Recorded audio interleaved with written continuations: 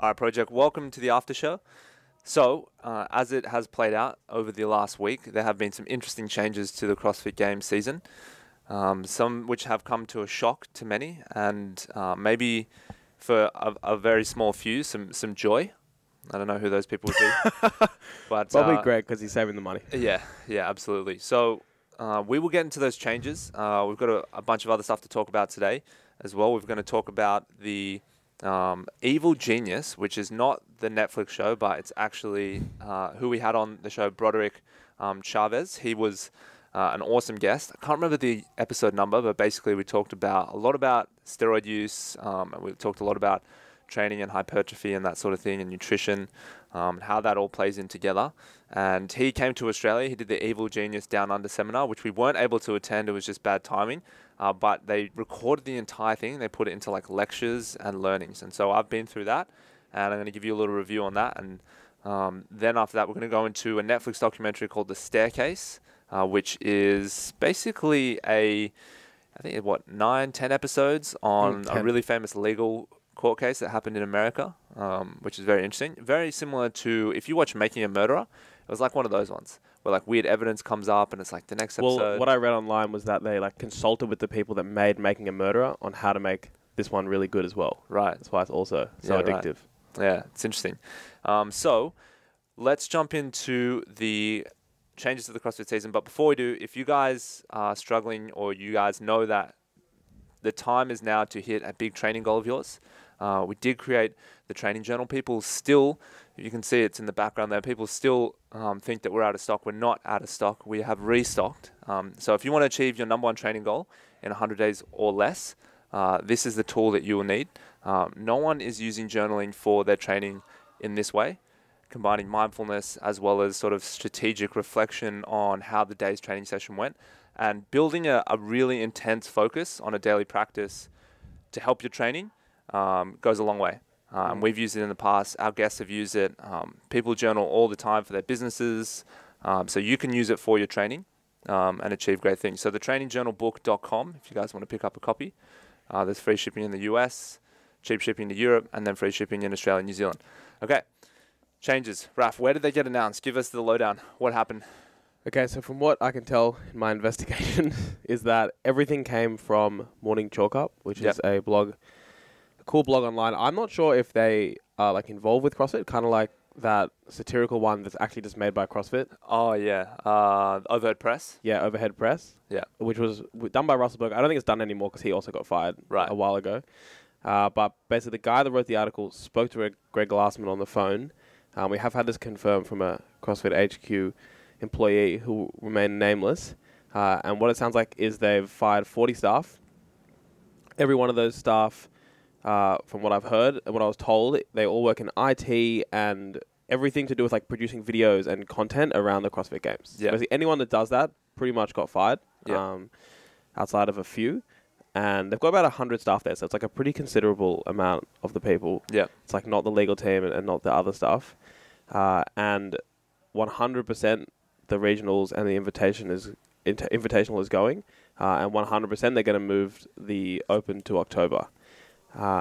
And they're going to invite one person from every single country that has an affiliate to the CrossFit Games. So if you come first in the Open, you get an invitation to the CrossFit Games. If you're in that country. If you're in a country that has one affiliate, which seems to be about 160 countries. Pretty much every country that's not completely war-torn. And like, is there a box corrupt. in Syria? Very likely. Yeah. Well, my friend trains at a box in... It's not even a country. Yeah. Israel? Yeah, not Israel. The one that's not actually a country, but Palestine. Right.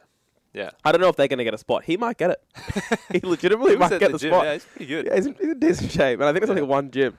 Yeah. So he's pumped at the news. Yeah. He's pumped. And then they're going to partner with 16 other events, make them like CrossFit certified, but they'll still be run like Dubai Fitness Championship. And the winner of each of those will get a invitation to the CrossFit Games. So all together, it seems like it's about 175, 80 people, which is obviously a lot, up from 40. Athletes in the Games. Athletes in the Games, which is very confusing.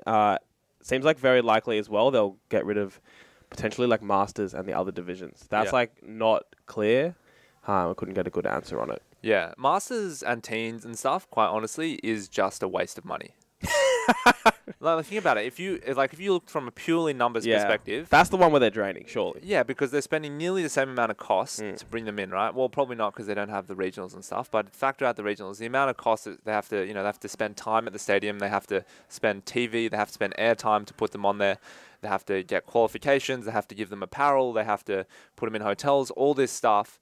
No one cares. Like, to be honest, no one really cares. The mainstream people don't care. You probably get 1% of the people that show up and care, but it's mainly family and friends, and it's the first things you look to cut. I mean, we have a business. We cut costs as well, and we know how to do it, and those are the things that go first. So I imagine sense. Like all the value they get from the CrossFit Games is stuff like the Netflix documentary, and it's on the news. Yeah, like it's pretty big, right? That really keeps CrossFit out there. Yeah. F45 is not on the news. No. And the Masters are not on the news. No, and they never will be. And I think what's really interesting is, this was an exclusive interview from Greg, with Greg Glassman and the Morning Chalk Up. I believe they've had him on before, so it's why it's believable that it was an interview just with them.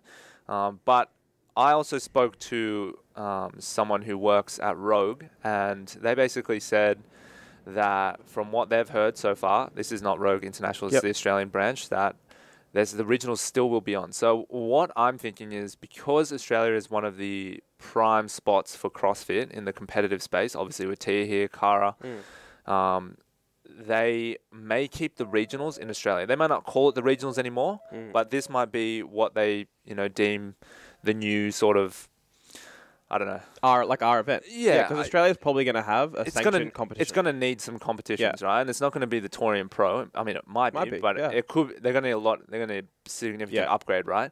But if it's going to be that, and then they might keep the regionals, they might just do it a little bit differently. They might have a big event with Rogue and all those people, but it's going to be a little bit different. So I think it's going to be interesting from that perspective. Obviously, it's disheartening for people that did want to just compete at regionals, but I really don't think, until anything's official yet, I don't think you should be disheartened about anything, because it is very easy to say certain things. Like, Glassman will say certain things, and they could play out very differently when it comes to logistics and investing money and that sort of thing. On the flip side of this, obviously the competitive that they're pulling money out of the CrossFit Games, and they're putting money into the health side of CrossFit, what CrossFit's original mission was. And people were saying, what you didn't realize is, I found CrossFit because of the CrossFit Games, because I stumbled upon it on Netflix. The reality is, Greg Glassman's not going after you. He's not going after people that are already fit looking for a new challenge. He's going after people that have never exercised before in their life, and they're looking to lose, half their body weight. People that have chronic illness and that sort of thing. That's what he's trying to cure. But he's not going to be able to do that with the CrossFit Games, because those people are never going to watch the CrossFit Games. He needs to be on the TV and in between Modern Family and So You Think You Can Dance, right in the middle, and be like, get off your fat ass and join a CrossFit gym. And here's like this old person, here's this fat person, they had diabetes, they're on medication, now they're not. So it's a really good thing for the affiliates. Obviously, the affiliates have been really dropping off recently, and I'd say that numbers slowing down a lot. It's 14,000, I believe, right around. He wants to get to 150. So 150,000. That's what he said. He said 150,000 affiliates. Obviously, it's very ambitious. It's probably never going to happen. The amazing thing I thought in the article was when they said CrossFit has more locations than Domino's Pizza. Yeah. It's unbelievable. It's big. Yeah, it's big. But it's also not growing, and I think that's more of the concern to him. And not growing in the Western world, I think, particularly. Yeah.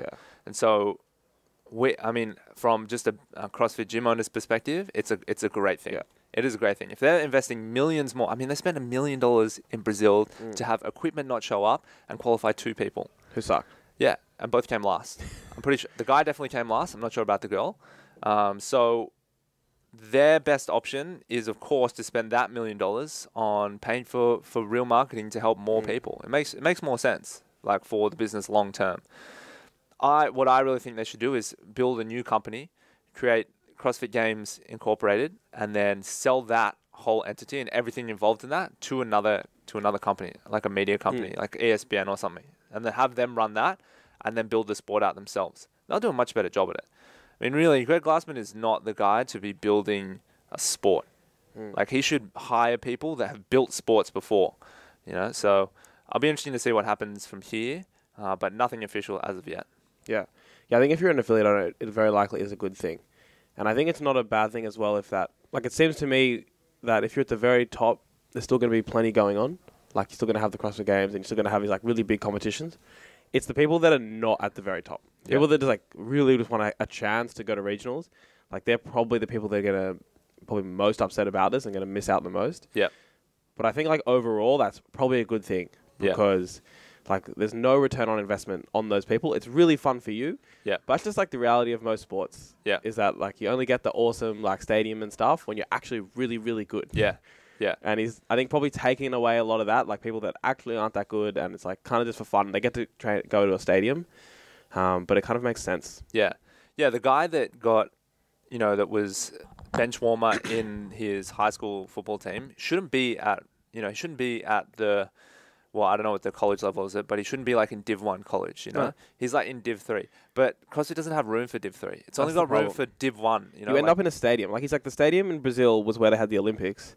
Yeah. And you've got people that, let's be honest, it's like average. They shouldn't be there. They've been doing this for maybe 18 months. Yeah. And they're like, but had a background in fitness. Like, oh, I went to regionals. Like, it was unbelievable. Yeah. And you can see why that financially doesn't make sense. If you play like soccer or rugby here, you can be like seriously good. And there's still like just the parents in the crowd, and you're playing in some park. Yeah, that's just the reality. But if you really love fitness and the sport, you're still happy. Yeah, because you're still playing. Yeah, and I don't think it has to change for anyone's goals, or like maybe specific goals. But I don't think it has to change your training. I still think you can train hard, and you can still compete and have fun. But you need to maybe think about that you might not go and compete at regionals if that was your goal. Yeah. And having competed there quite a few times, it's not like. It is a great experience at first, but it has like diminishing returns after that. It's not like it doesn't get better year on year on year. If anything, it gets, less novel and less exciting. So to have that one experience obviously is pretty special, and a lot of people got to experience that. But yeah, it's not going to be like the end of the world. Like if they got rid of the games, that would obviously be a big that would deal. be a big difference. But getting rid of regionals, it's a massive cost. If you were only training with the hope of going to regionals, or like actually maybe you do go to regionals, but that's like the only reason you did it, and now you're like reconsidering doing it.